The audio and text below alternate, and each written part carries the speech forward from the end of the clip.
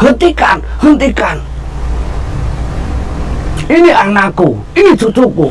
Kalian jangan keroyokan. Kalau kalian berani hadapi saya saja. Ini kakeknya. Dan kakeknya pun ikut bertarung dengan beberapa praktisi.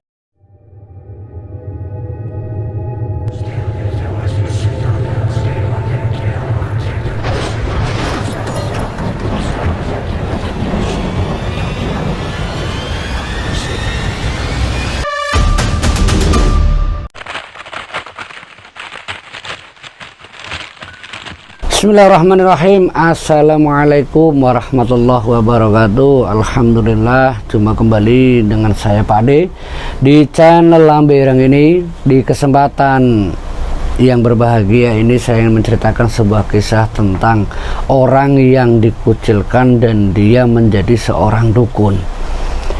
Kisah ini saya angkat dari salah satu narasumber yang pernah mengalami kejadian teror dari anak tersebut.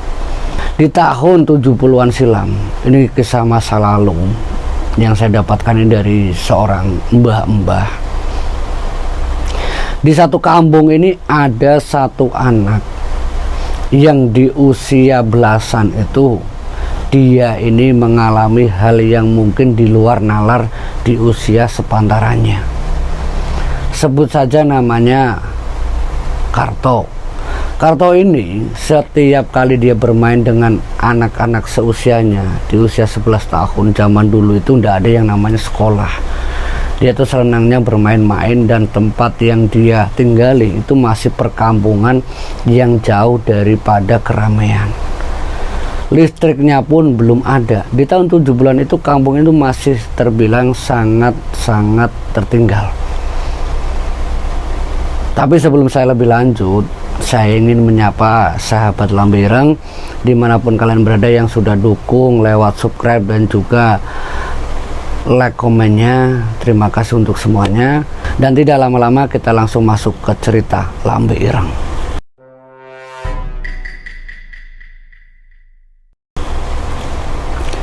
Sebut saja namanya Pak Karto. Di tahun 70-an ini narasumber saya dapat itu dari Mbah Jono. Mbah Jono ini menceritakan tentang Mbah Karto, tapi di usia dia masih belasan. Mbah Karto, seorang anak kecil di usia belasan, dia itu terbilang sangat aneh.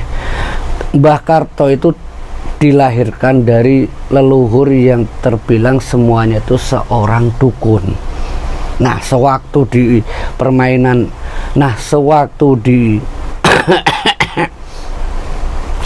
sewaktu bermain dengan anak sepantarannya, Mbah Karto itu sering yang namanya nakut-nakuti anak-anak seusianya dan selalu mengancam, kalau kamu nakal, kalau kamu macam-macam sama saya, akan saya aduin sama kakek saya. Nah, kakeknya ini seorang dukun, seorang praktisi. Dia memang terkenal dengan kekuatan gaibnya, bisa nyantet, bisa melakukan sesuatu hal yang di waktu tahun 70-an itu merupakan salah satu sesepuh di kampung itu. Dan kampung yang ditinggali ini terbilang kampung itu sangat pedalaman di antara lereng bukit di satu pegunungan di wilayah Jawa Tengah. Mbah Karto yang dilahirkan dari golongan orang-orang leluhur para dukun atau para praktisi, dan dia meyakini kalau dia itu bakal bisa menjadi seorang dukun sakti. Nah, sewaktu di usianya 11 tahun waktu itu, dia tuh sering menteror anak-anak yang sering main bersamanya, dan ini pun menjadi masalah bagi orang tua teman-temannya dari Mbah Karto. Orang-orang tuanya ini sampai bilang sama orang tuanya Pak Karto atau Mbah Karto, anakmu ini selalu membuat masalah. Saya minta sama kamu sebagai orang tuanya untuk tidak bergaul dengan anak-anak pada umumnya. Karena salah satu faktor karena salah satu masalah itu dikarenakan dia, yaitu Pak Karto, sering menakut-nakuti dan mengancam untuk diadukan ke kakeknya, yaitu orang tua kamu, orang tua bapaknya Pak Karto. Itu satu hal, itu alasan pertama.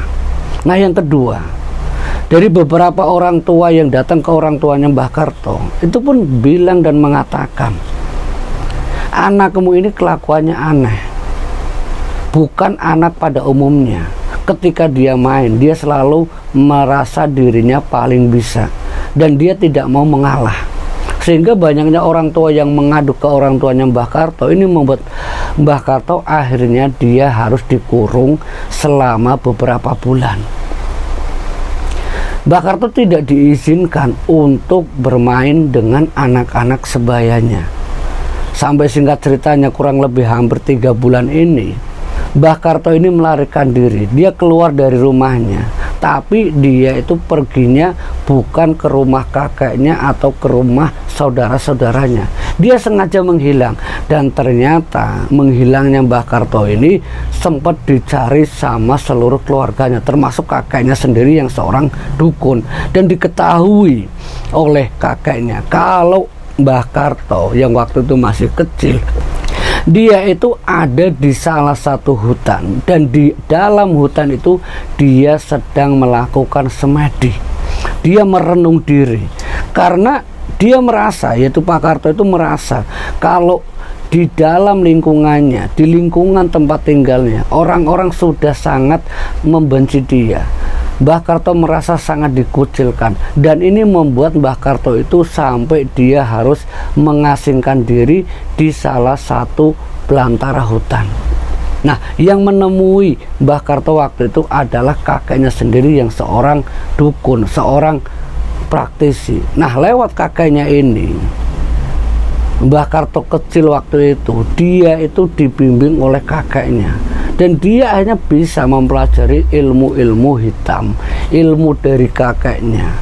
Yang waktu itu Mbah Karto itu belum tahu apakah itu ilmu hitam ataupun itu ilmu yang benar. Karena yang dipelajari Mbah Karto, kata narasumber, kalau Mbah Karto itu mempelajari itu semua apa yang diberitahukan oleh kakeknya. Dan bukan itu saja, ternyata ada guru spiritual yang dari alam lain, yang tak lain itu adalah pemilik atau penguasa dari Banaspati. Mungkin kalian tidak asing dengan yang namanya Banaspati, sosok bola api yang berwarna merah menyala.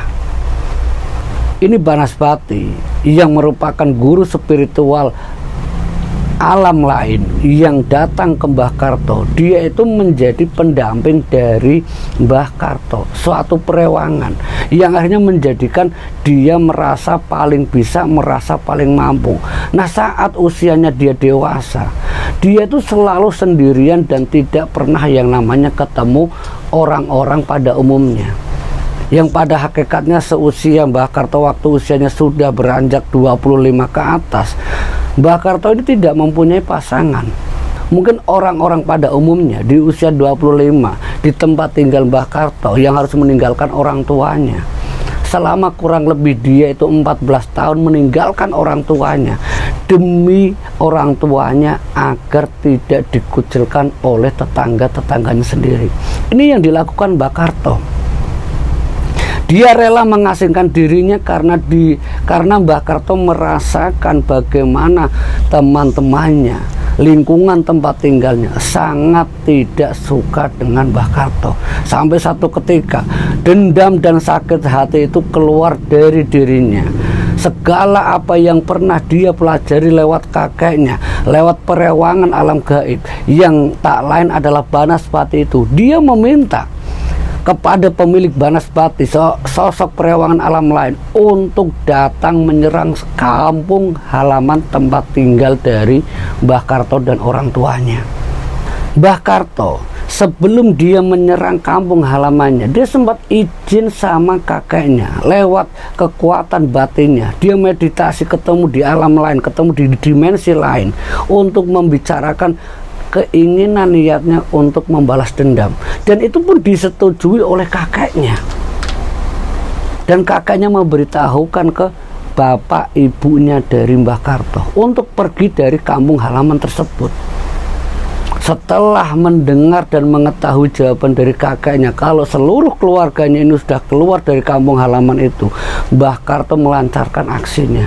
Dia menteror dengan energi kekuatan Banaspati merah yang setiap malam itu menteror seluruh warga. Bahkan terornya ini mengakibatkan banyaknya orang yang mengalami sakit yang tidak bisa disembuhkan. Sementara orang yang bisa menyembuhkan adalah kakeknya sendiri. Kakeknya didatangi beberapa orang-orang atau warga yang ingin disembuhkan oleh kakeknya Mbah Karto. Tapi Mbah Karto yang membicarakan hal ini dengan kakeknya, perilaku sakit hati yang sengaja dia serang, yang sengaja dia lakukan untuk menyerang orang-orang yang dulu pernah mengasingkannya, dengan energi dan kekuatan Banaspati merah itu membuat hampir seluruh isi kampung halamannya itu tidak bisa lari dari teror Banaspati merah. Dari teror Banaspati yang warnanya merah menyala ini setiap malam itu selalu menghantui siapapun yang keluar di tengah malam. Itu antara habis Isya jam 8 sampai sekitar jam 3. Sampai satu waktu didengar oleh Mbah Karto sendiri bahwa kampung halamannya setiap malam itu sudah tidak ada yang namanya kehidupan selain daripada hewan-hewan yang terdengar suaranya. Para penunggu atau warga-warga di tempat tinggal Mbah Karto dulu setiap malam sangat sepi, hampir tidak ada yang berani keluar karena setiap kali keluar dia pasti akan diserang dengan Banaspati yang warnanya ini merah menyala dan kesakitnya yang secara medis tidak bisa dijelaskan karena rata-rata orang yang terkena Banaspati yang warnanya merah menyala dia akan mengalami sakit dan sakitnya berupa kesurupan, badan yang lebih parah, dan parahnya lagi orang itu bisa meninggal dengan keadaan seperti terbakar. Bukan hanya satu atau dua, dari teror yang dilakukan oleh Mbah Karto sudah menimbulkan petaka di kampung halaman tempat dia tinggal dulu. Sudah ada 3 nyawa, dan itu adalah orang-orang tua yang dulu pernah mengusir Mbah Karto, yang pernah mengadukan ke orang tuanya. Dendam itu benar-benar dilakukan oleh Mbah Karto. Setelah 3 nyawa itu hilang, meninggal dengan tidak wajar, dengan tubuh yang gosong, dengan wajah yang membiru, kebanggaan bagi Mbah Karto kalau dia sudah bisa menjadikan dirinya orang yang mampu membunuh. Ini Mbah Karto. Dan bukan hanya itu saja. Setelah kematian orang-orang yang pernah mengusir dirinya, dia kembali menyerang anak-anaknya, seluruh keturunannya. Sampai satu waktu ada beberapa orang yang datang ke kampung halaman itu dan mengetahui kalau itu adalah ulah dari keturunan kakeknya yang talent adalah Mbah Karto. Mbah Karto sempat bertarung. Mbah Karto sempat merasakan bagaimana orang-orang sakti yang datang ke kampung halamannya mencoba untuk menghalang-halangi niat Mbah Karto untuk menteror dan bahkan mengancam, dan bukan hanya mengancam tapi menimbulkan petaka yang bisa mengakibatkan beberapa nyawa menghilang. Adu kesaktian pun tidak bisa dielakkan. Mbah Karto dengan Banaspatinya, dengan warna merah menyala yang selalu membuat seperti terangnya bulan di malam hari. Ini beberapa orang-orang sakti dari kalangan praktisi, dari kalangan ulama, dari kalangan kiai, itu ramai ada di kampung halaman tempat dulu Mbah Karto tinggal. Mbah Karto nyata dikeroyok. Tapi lagi-lagi kekuatan iblis yang waktu itu dikuasai oleh Mbah Karto mampu menahan semua serangan-serangan balik dari para praktisi ataupun ulama yang datang di kampung halamannya. Mungkin Mbah Karto waktu itu sangat kewalahan karena hampir saja Banaspati yang dia gunakan untuk menteror itu kembali ke dirinya. Dan Mbah Karto harus merasakan bagaimana rasanya ketika serangan balik itu menyerang dirinya. Tapi karena dia punya kunci, dia mampu menyembuhkan dirinya tanpa harus dibantu orang lain. Karena semua perilaku ilmu hitam yang dilakukan oleh Mbah Karto tak lepas dari pengaruh kesaktian dari leluhurnya yang merupakan orang-orang sakti, orang-orang yang mempunyai ilmu kebatinan dan bahkan bisa dibilang menguasai ilmu-ilmu hitam yang dibantu oleh jin ataupun iblis. Jadi mudah bagi Mbah Karto untuk menyembuhkan dirinya, karena yang diketahui narasumber kalau Mbah Karto itu bukan hanya sekedar manusia biasa, tapi dia mampu menjadikan dirinya itu sebagai sosok iblis yang sewaktu-waktu ini datang dengan cara yang berbeda-beda. Ini Mbah Karto. Dan cara yang dilakukan oleh Mbah Karto ketika serangan balik itu menyerang dirinya sendiri, dia meminta golongan iblis atau jin itu menteror kembali kampung halamannya. Tapi karena di kampung halamannya ini ada beberapa praktisi yang seorang ulama yang ternyata tanpa diketahui oleh Mbah Karto, para penduduk ini dibimbing, dibina oleh para praktisi untuk membentengi dirinya sendiri. Dan ini membuat Mbah Karto itu sangat kewalahan. Dia harus beberapa kali mengundang yang namanya golongan jin ataupun kaum dari jin ini untuk menyerang seluruh kampung halaman dia tinggal. Tapi yang dialami Mbah Karto waktu itu, dia harus kembali terkapar. Dia harus merasakan bagaimana sakitnya ketika kekalahan itu dialami yang kedua kalinya. Dari salah satu narasumber yang dia dapatkan dari orang tuanya, bahwa Mbah Karto waktu muda dia sempat mengalami sakit-sakitan yang mungkin sangat parah akibat banaspati yang merasuki tubuhnya, sehingga dirinya tidak mampu mengontrol dirinya sampai dia harus rela mengasingkan diri masuk ke dimensi lain. Dia harus kembali bersemedi. Demi apa? Demi dia mau melakukan balas dendam. Tapi kembali lagi, kampung halaman yang sudah ditata oleh para ulama lewat seluruh warganya ini untuk diminta agar mereka bisa saling menjaga dirinya sendiri dan keluarganya masing-masing. Sekitar beberapa tahun yang setelahnya, kembali teror itu datang. Yang dilakukan Mbah Karto setelah dia merasa dirinya mampu, dia datang langsung ke kampung halaman sendiri, dan di situ dia ketemu dengan salah satu praktisi, seorang ulama, ditantang oleh Mbah Karto dengan tantangan siapa yang paling sakti. Dan seorang ulama itu bilang, tidak ada yang sakti kecuali hanya Allah yang Maha Kuasa. Aku hanya manusia biasa, aku tidak sakti. Tidak, kamu yang sudah menghalangiku selama ini, dan kamu yang sudah membuat saya menjadi sakit seperti ini.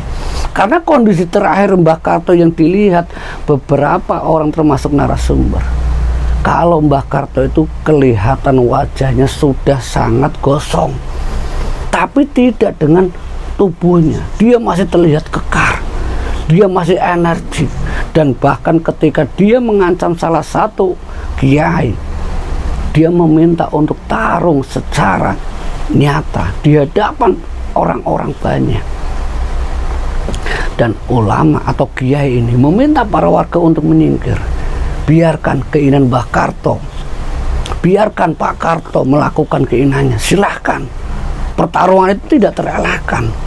Yang membahayakan dalam pertarungan itu kekuatan banaspati yang warnanya merah menyala ini dengan kekuatan apinya menyambar salah satu rumah yang membuat rumah itu terbakar. Sempat Pak Kiai itu mengucapkan, astagfirullahaladzim, kamu sudah merusak dan mengganggu ketenangan warga ini. Kamu sudah keterlaluan Mbah Karto. Semoga Allah memberikan hidayah untuk kamu. Dan Pak Kiai itu berzikir, entah apa yang dibaca. Dengan sorbannya dia hempaskan ke arah tubuh Mbah Karto. Seketika itu tubuh Mbah Karto terpental sekitar mungkin hampir 10 meter. Dia terpental jatuh, tapi Mbah Karto bangkit kembali. Saya akui kamu, Pak. Saya akui kamu sakti, tapi saya belum kalah. Hadapi aku. Dengan memanggil para golongan jin yang tidak diketahui narasumber ataupun banyaknya warga yang melihat pertarungan itu. Tapi Pak Kiai dan juga beberapa orang yang dan juga beberapa praktisi yang hadir di tempat itu rame-rame berdoa mendukung Pak Kiai yang sedang bertarung melawan Pak Karto. Energi gaib dari pertarungan yang dibantu oleh kekuatan jin, kekuatan iblis ini sempat mengganggu karena merasuki beberapa orang, dan ini membuat para praktisi ataupun kiai itu sangat kewalahan karena yang dilakukan oleh Mbah Karto itu sangat curang. Dia tidak bertarung dengan ulama itu, tapi dia menyerang warga yang tidak tahu apa-apa. Dari kerasukannya ini, beberapa praktisi yang di belakang Pak Kiai ini mencoba untuk melunturkan dan mengeluarkan semua jin-jin yang masuk di dalam raga para warga. Setelah semuanya keluar dari raga para warga ini, jin itu harus dimusnahkan. Dia sampaikan ke Pak Kiai, Pak Kiai, ini Mbah Karto tidak bisa dianggap remeh.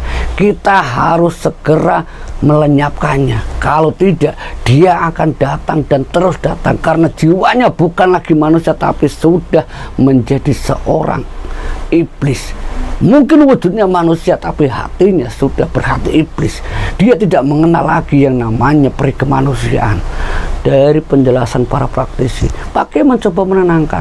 Tenang, kita tidak punya hak menghukum siapapun makhluk Allah, termasuk Pak Karto. Biarkan Allah yang menghukum Pak Karto. Singkat cerita, dengan zikirnya, dengan amalan dari Pak Kiai ini, entah yang dibaca apa, dari narasumber ini melihat secara nyata, dia sempat duduk bersila. Pak Kiai ini sempat duduk bersila dengan Mbah Karto yang berusaha menyerang dengan kekuatan gaibnya. Tapi Pak Kiai itu tetap tenang. Dia menunduk bermunajat, tapi dia hempaskan beberapa kali tangannya ke tanah sampai mungkin sekitar hampir lebih dari 3 kali. Dak, dak, dak. Seketika itu tubuh dari Mbah Karto seperti terbang. Terangkat tubuh Mbah Karto, tapi terangkatnya ini bukan karena kekuatan dari Mbah Karto, karena waktu itu para warga ketakutan Mbah Karto bisa terbang, Mbah Karto bisa terbang. Tapi terbangnya ini ternyata hendak dihempaskan oleh kiai itu. Setelah kekuatan wallahu alam, kekuatan dari Allah itu muncul, Mbah Karto terbang dan dihempaskan. Dia sampai jatuh terkapar, keluar darah dari mulut Mbah Karto. Tapi waktu itu kakeknya Mbah Karto dan orang tuanya datang. Hentikan, hentikan.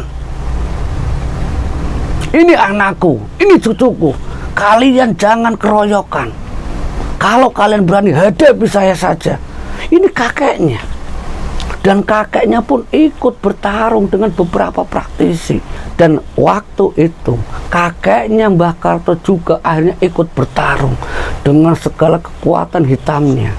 Dia mencoba untuk menyerang warga, tapi karena sudah dipagar gaib oleh beberapa praktisi di belakang Pak Kiai itu, tidak bisa menembus pagar tersebut. Semua itu karena izin Allah. Dan kekuatan serangan itu akhirnya menyerang balik ke keluarga dari Mbah Karto sendiri, orang tuanya, ibunya, termasuk Mbah Karto sendiri. Dari serangan kakeknya menyerang ke anak cucunya sendiri. Kakeknya Mbah Karto yang melihat anak keturunannya terkapar, kakeknya Mbah Karto ini membawa seluruhnya masuk ke dalam hutan. Setelah para warga termasuk kiai meminta untuk seluruhnya agar kalian tetap hati-hati dengan kakeknya Mbah Karto, karena suatu saat dia akan datang kembali. Tapi singkat cerita, setelah beberapa tahun, mungkin 10 tahun, tidak ada kabar lagi yang didengar narasumber kalau seluruh keluarga dari Mbah Karto, termasuk kakeknya, orang tuanya, sudah masuk ke alam lain, yang tak lain dia itu melakukan semedi untuk menguasai ilmu hitamnya. Dan wallahu alam apa yang terjadi, karena semenjak itu tidak ada kejadian dan teror di kampung tempat tinggal Mbah Karto itu dilahirkan. Semoga kisah ini bisa menghibur kalian tentang bagaimana ganasnya orang yang ketika dikucilkan, ketika orang itu diasingkan dan dia punya dendam, seperti cerita dari Mbah Karto, seorang dukun yang menguasai ilmu-ilmu hitam. Akhir kata dari saya Pak Ade, di channel Lambe Ireng jangan lupa tekan subscribe dan juga tekan lonceng notifikasi untuk cerita-cerita horor misteri lainnya. Akhir kata, wassalamualaikum warahmatullahi wabarakatuh.